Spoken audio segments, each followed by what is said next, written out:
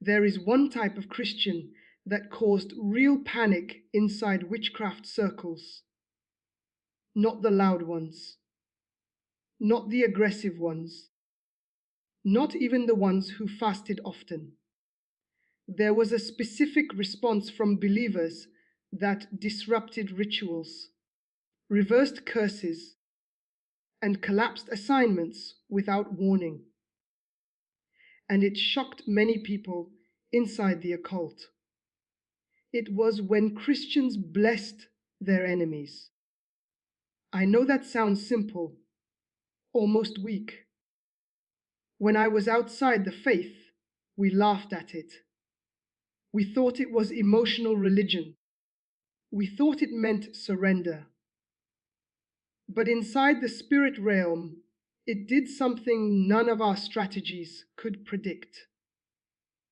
I watched curses rebound, sickness assignments dissolve, and financial attacks stall, not because a Christian fought back, but because they responded with blessing.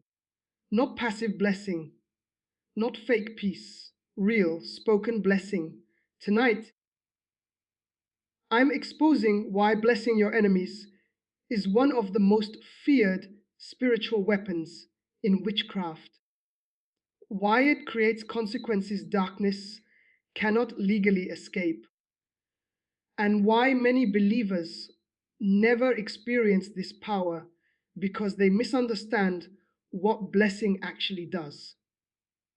If you've been attacked, misunderstood, betrayed, or targeted, and your instinct has been to retaliate or withdraw, listen carefully.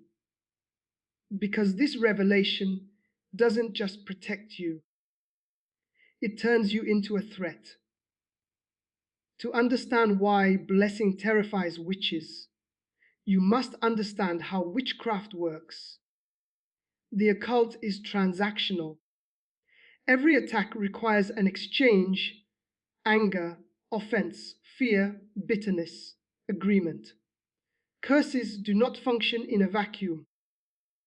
They require emotional or spiritual cooperation from the target. When someone attacks you spiritually, they are not just sending harm. They are hoping for a response that opens a door: rage, revenge, self-pity, obsession, even silent resentment works. But blessing interrupts the exchange. When you bless someone who wronged you, you refuse to provide the emotional fuel the curse requires. And without fuel, the assignment cannot sustain itself. Inside witchcraft, this is devastating. Because now the energy sent out has nowhere to land. One of the hidden laws of the spirit realm is direction. What you send returns. What you release comes back. Witches rely on directional flow, sending harm outward, expecting it to land on a willing emotional target. But when a Christian blesses instead of curses, the direction reverses. I've seen rituals fail because the target blessed the attacker by name, not vaguely, specifically. That act doesn't just neutralize the curse, it legally redirects spiritual momentum. Darkness cannot accuse someone who is actively releasing blessing. Accusation collapses, and without accusation, enforcement fails. This is why witches fear Christians who bless with understanding. It dismantles the case before judgment can be executed. Most believers don't realize that the enemy functions as an accuser. Accusation requires evidence, unforgiveness, bitterness, hatred, retaliation. When those exist, attacks gain legal standing. Blessing removes the evidence. When you bless your enemy, You silence accusation. You close the case. You remove the enemy's right to pursue judgment against you. And once that right is gone, resistance becomes illegal. This is not emotional forgiveness. This is legal cancellation. Inside witchcraft, we feared believers who understood this, because once accusation was removed, there was nothing left to work with. Spiritual attacks aim to contaminate environments, homes, minds, relationships. When you bless your enemies, you preserve your atmosphere. Hatred pollutes. Bitterness invites heaviness. Resentment opens monitoring access, but blessing cleans the environment. I've watched curses fail simply because a household remained peaceful under pressure. Peace is not weakness. Peace is authority under control. When your atmosphere stays clean, spirits cannot remain. They require tension to stay active. Blessing maintains spiritual cleanliness, and that makes your space hostile to darkness. Here is something few people know. When a Christian blesses an enemy during an active attack, it exposes the attacker spiritually. Why? Because now the contrast is visible. Light responds with blessing. Darkness responds with harm. That contrast triggers consequences. In witchcraft, exposure is dangerous. It draws attention. It invites judgment. It disrupts concealment. Many attackers retreat not because they are defeated, but because they are exposed.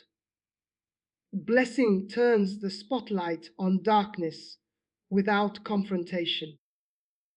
Blessing enemies feels unnatural because it requires death to pride.